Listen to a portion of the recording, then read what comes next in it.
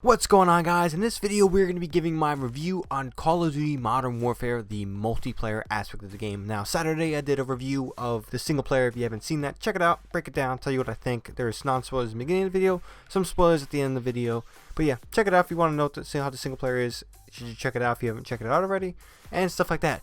But in this video, multiplayer is going to be getting the highlight. I'm going to keep this not really so detailed. I'm going to just give you unscripted thoughts and impressions of this because there's a lot of things to talk about. There's a lot of pros and there is some cons that I do want to see change sooner rather than later. Now let's start off with the pros. Let's be positive. The maps, I like how the maps work. Now this is a return to the old style of maps with Call of Duty, not so linear, a little bit more open, a lot of routes to take in the map.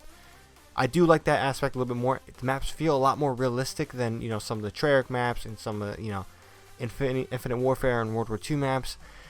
They do feel a lot more unique and organic, and despite me not liking every single map, I can easily play some of these maps because they feel like real world locations just by their design, and they don't deviate too much when it comes to game design and real world design.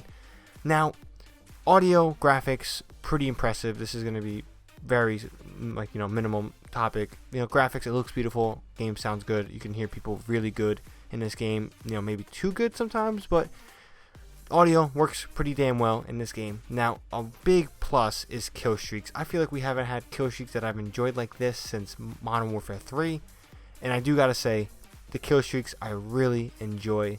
They fixed the issue with the AI being too aggressive with the Harrier and the support helo, because I've been able to hide inside and not get murked. This is just my experience, I could be entirely wrong. The AC-130, pretty fun. Chopper gunner, oh, good old chopper gunner. We got the Harrier, we got cluster strike, care package. All these kill streaks are viable options. I've used the care package, I've used many different options of kill streaks, and they are all really good. I like the aspect that they reintroduced kill streaks rather than point streaks or score streaks.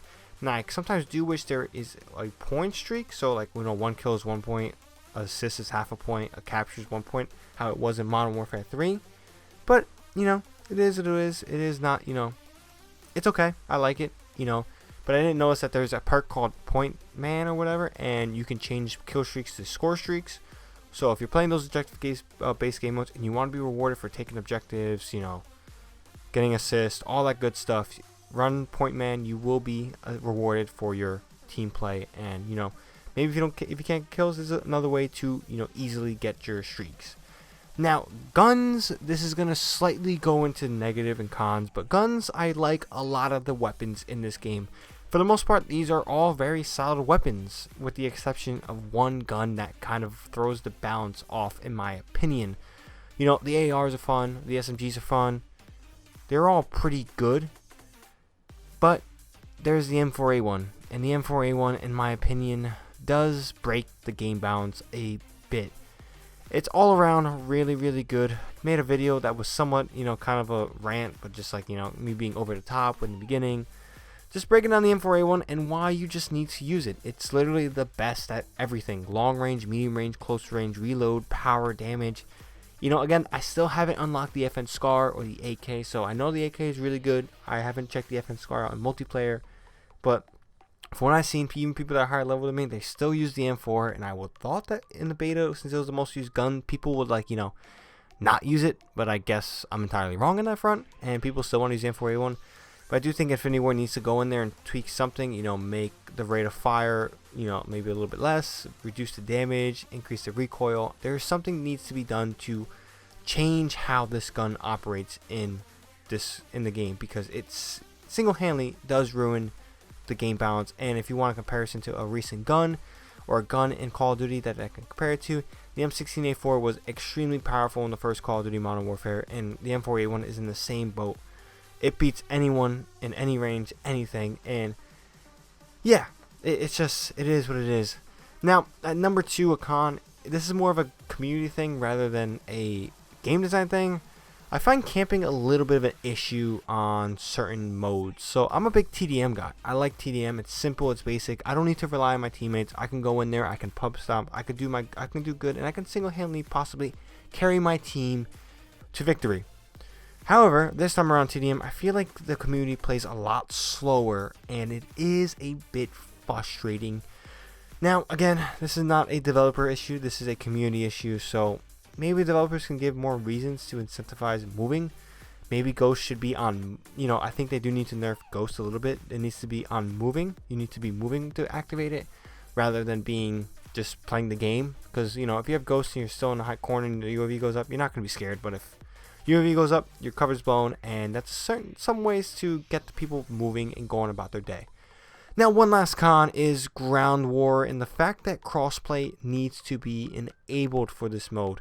I kind of feel like Infinity Ward doesn't have confidence in this mode. I don't know why, but you need crossplay to play this large scale mode, and you for some reason get capped at 4 members. Like, party size is a little bit frustrating because there's 10v10 modes, and I can't party up with 10 people. It's kind of frustrating because there's times where people want to play and we want to squad up with 10 people, and PS4 increased the party chat system to up to 16 players, so it's easy to have 10 players now, especially party chat, all community can go playing together. But we can't. They cap it at 6, and it's like, okay, even if we filtered out 10v10, it's like you can only have a party of 6, and I kind of don't like that. I want to play with more people. In Ground War, it's a little odd that there's a 100-player game mode, and I can only play with, 4 people. Like, I get it's squad-based system, but it's like, those things need to be changed.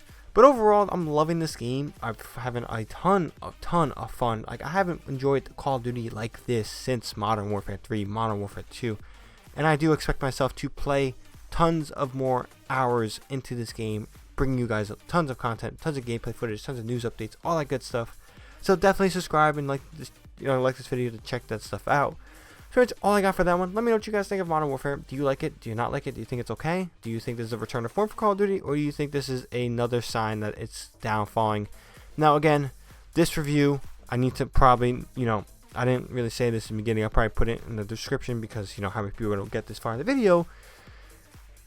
This is without microtransactions. There is no form of microtransaction in this game. So this review is basically microtransaction free.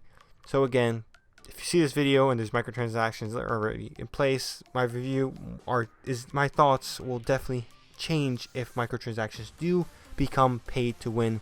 But when microtransactions get added in within the coming months, I will make another review breaking down multiplayer, telling you what I think about it with microtransactions in the game. But again, that's pretty much all I got for this one. Like if you enjoyed this video, found it informative, agree with my thoughts, dislike if you disagree with my thoughts, let me know down in the description, comment down below. But until next time, guys, make sure you guys subscribe. ShadowNinja here, and I'm out.